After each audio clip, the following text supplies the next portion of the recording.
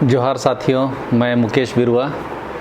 अभी झारखंड में दुमका में एक रैली हुई नरेंद्र मोदी जी की। उन्होंने उस भाषण में कहा कि रविवार का दिन हिंदुओं से नहीं बल्कि ईसाई समुदाय से जुड़ा है। उनके कहे अनुसार ये 200-300 सालों से हॉलीडे यानी कि पवित्र दिन के रूप में ईसाई मनाते आ रहे हैं। फिर उन्होंने आगे कहा कि अब इन्होंने एक ज़िले में रविवार की छुट्टी पर ताले लगवा दिए और बोले शुक्रवार को छुट्टी होगी। पहले हिंदुओं से झगड़ा, अब ईसाइयों से भी झगड़ा ये लोग कर रहे हैं। रविवार को छुट्टी होती है, हॉलीडे।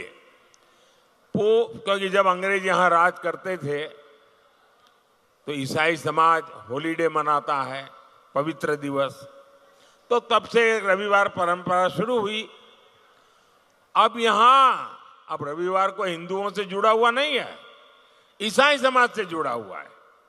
200 साल से 300 साल से यहां चल रहा है।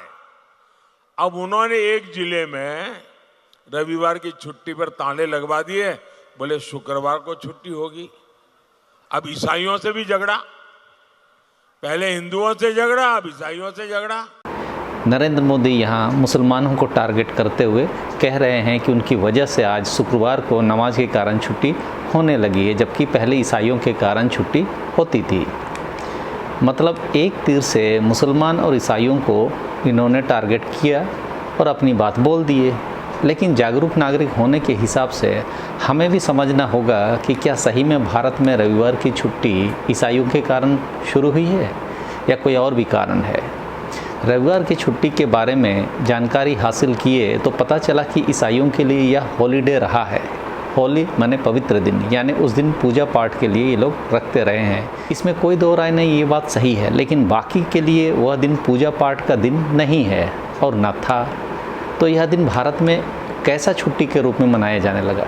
तो आप पाएंगे कि भारत में रविवार के दिन छुट्टी घोषित होने के पीछे महाराष्ट्र के श्रमिक नेता नारायण मेघाजी लोखंडे को श्रेय जाता है, जो महान समाज सुधारक ज्योतिबा फुले के सत्यशोधक आंदोलन के कार्यकर्ता थे। अंग्रेज़ों के आने के बाद भारत में श्रमिकों को सप्ताह के सभी 7 दिनों तक काम करना होता था। उसके लिए कोई छुट्टी का दिन नहीं था। लेकिन जब भारत में ट्रेड यूनियन जैसी संस्थाओं की शुरुआत होने लगी थी तो उन्होंने अंग्रेज़ों के सामने मजदूरों को एक दिन की छुट्टी देने के लिए आवाज़ उठाई। इसे लेकर 7 सालों तक उस समय आंदोलन चलाया गया था। आखिरकार 10 जून 1890 को गवर्नर जनरल लॉर्ड हार्डिंग ने मजदूरों और अन्य लोगों के लिए रविवार को अवकाश घोषित किया। नरेंद्र मोदी जी अपने राजनीतिक फ़ायदे के लिए बहुत चालाकी से ऐसी बातों को रखते हैं जो राजनीतिक ध्रुवीकरण के लिए इस्तेमाल किए जाएं। अल्पसंख्यकों को डरा कर हिंदू भावना जगाने की हैसियत से वो ये सब अनाप शनाप बातें बोलते रहे हैं और हमारे जैसे कुछ विश्लेषक तथ्यों को खोजने में लगे रहते हैं। इस बार का चुनाव झूठी दावों का पिटारा सा हो गया है। कितना बार झूठ का पर्दाफाश करें, खुद हमें भी अब शर्म आने लगती है। लेकिन नरेंद्र मोदी जी बिना झिझक के लगातार गलत सूचनाओं को प्रचारित करते हुए पकड़े जाते रहे हैं। उनके लिए चुनाव जीतना किसी भी सूरत में ज़रूरी है। इसके लिए सांप्रदायिक दंगा की हालत ही क्यों ना बनानी पड़े, तो उस प्रचार की वो भी अगुवाई करते नज़र आते हैं। कश्मीर से 370 हटा तो पूरे देश में डंका बजाए कि कश्मीर अब जाकर आज़ाद हुआ। लेकिन मोदी जी वहाँ चुनाव प्रचार में एक बार भी नहीं गए। पता है क्यों? क्योंकि मोदी जी ने कश्मीर की 3 लोकसभा सीटों अनंतनाग, श्रीनगर और बारामूला से कैंडिडेट ही खड़ा नहीं किए। दम नहीं था, क्योंकि वहाँ जो भी बीजेपी में ज्वाइन करता है सबको मार दिया जा रहा है। तो कौन सी वहाँ लॉ एंड ऑर्डर की स्थिति शांत हो गई? वहाँ बीजेपी में शामिल होना ही है मतलब आपके लिए मौत की घंटी। तो वो 3 कश्मीर के सीट से कैंडिडेट नहीं दिए और पूरा देश में डंका बजा रहे हैं कि हम 300 हटा दिए, वहाँ लॉ एंड ऑर्डर सिचुएशन सुधर गया।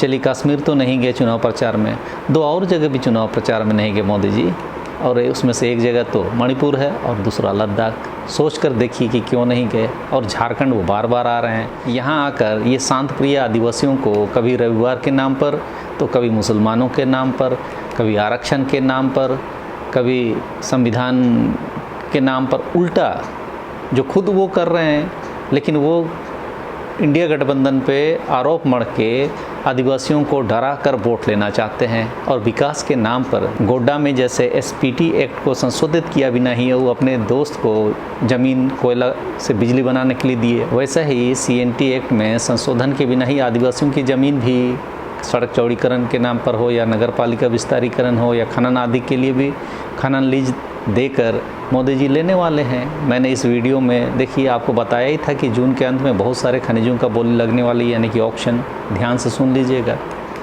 तो कहने का मतलब है कि मोदी जी बार बार इस टाइप की बातें बोलते हैं कि अब हम लोग को भी उसका सफाई देने में थोड़ा ठीक नहीं लगता, लेकिन अपने लोगों को जागरूक करने के लिए हम लगातार वीडियो बनाने की कोशिश करते रहे हैं।